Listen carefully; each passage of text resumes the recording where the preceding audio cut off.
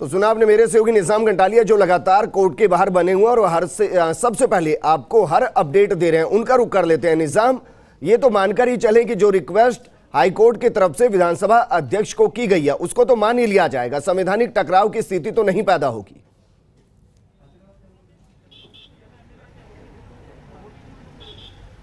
बिल्कुल, देखिए कि जिस तरीके से इस पूरे केस को लेके शुरू से लेके अब तक पूरा मामला रहा है, विजेंद्र एक अपने आप में, चूंकि मैंने पहले भी बताया कि राजस्थान में और पूरे देश में भी इसको कह सकते हैं कि ये पहला मामला है जब एक पार्टी स्तर पर कोई मामला, फिर वो विधानसभा अध्यक्ष तक वो मामला गया और वो फिर हाई कोर्ट में लीगल एक्शन के लिए आ गया।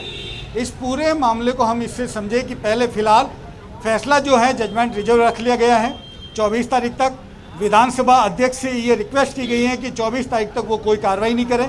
फिलहाल 2 बार रिक्वेस्ट को जो विधानसभा अध्यक्ष मान चुके हैं। तीसरी बार में क्या होता है वो, जैसे हमारे योगेश जी जो साथी है वो सूचना दे भी रहे थे कि विधानसभा अध्यक्ष मान सकते हैं। इस पूरे मामले को अभी तक हमने देखा पायलट ग्रुप की ओर से रखा गया, विधानसभा अध्यक्ष इसमें मामले में पार्टी पक्षकार बने, कैवियट दायर की, महेश जोशी जो मुख्य सचेतक है वो अंदर पार्टी बने, 3 और पक्षकारों ने इसमें पार्टी बनाई। हमारे साथ मौजूद हैं सुप्रिया और साथ ही अभिनव भंडारी, दोनों ही यंग लॉयर्स हैं।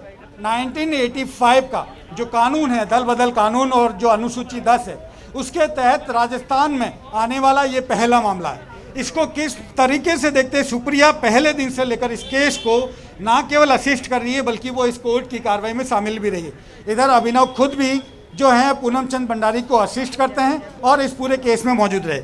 सुप्रिया अगर इस केस को माने, हम देखते हैं कि 1985 के इस केस जो कह सकते हैं कि दल बदल कानून अनुसूची और जो 59 के तहत संशोधन के तहत शामिल किया गया, इस पूरे एपिसोड को आप देखिए शुरू से लेकर अंत तक को किस तरीके से देखती है, क्योंकि 2 संवैधानिक संस्थाएं आमने सामने होती है लेकिन अभी तक उन दोनों में कहीं टकराव नजर नहीं आया। कैसे देखते हैं इस पूरे मामले को?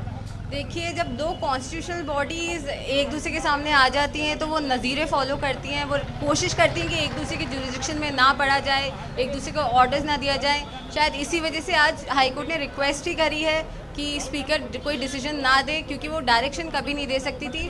तो अगर एक लॉ स्टूडेंट और एक यंग लॉयर के हिसाब से, जैसे आपने बोला, वह देखूँ मैं, तो इससे पता चलता है कि how they try to maintain their dignity and to maintain their dignity of each other. कि हाईकोर्ट ना तो स्पीकर के लिए कुछ कमेंट करते हैं, ना स्पीकर हाईकोर्ट के लिए कुछ कमेंट करते हैं, और वो विद ड्यू रिस्पेक्ट एक दूसरे की रिक्वेस्ट को फॉलो करते हैं। बिल्कुल, बेशक इस मामले में ही, लेकिन हमने पहली बार देखा कि कोई एक पार्टी का मामला जो उन्होंने बताया, उसके बाद एक चीफ व्हिप जाके शिकायत करते हैं, विधानसभा अध्यक्ष एक नोटिस करते हैं, उस नोटिस को अगेंस्ट में कोर्ट में आते हैं और वो कोर्ट का मामला जो है लगातार बढ़ता जाता है। इस नोटिस को चैलेंज दिया गया, नोटिस का चैलेंज बाद में जाके एक कानून को चैलेंज बन जाता है। इस पूरे एपिसोड में आप देखती हैं कि पहली बार एक बड़े केस को लेकर कोर्ट में जब ये मामला आता है तो किस तरीके से लीगल पॉइंट्स के रूप में, चाहे स्टूडेंट हो चाहे एडवोकेट्स हो, कितना अहम हो जाता है ऐसा केस। ऐसे केसेस बहुत अहम होते हैं, बहुत छोटी छोटी चीज़ें जो सीखने को मिलती हैं। जैसे हमेशा जब रिट पिटीशन लगती है तो सिंगल बेंच की तरफ लगती है, लेकिन आप जब उसका कॉन्स्टिट्यूशन वैलिडिटी चैलेंज कर देते हो किसी कॉन्स्टिट्यूशन के प्रावधान को, तो वो डीबी में लगती है और सीधे से आप खुद सुनते हैं। तो ये छोटी छोटी चीज़ें जो सीखने को मिलती हैं कि कैसे आप एक सिंगल बेंच से एक कॉन्स्टिट्यूशन वैलिडिटी चेक करके आप डीबी में भी लगवा सकते हैं अपना मैटर। शुक्रिया।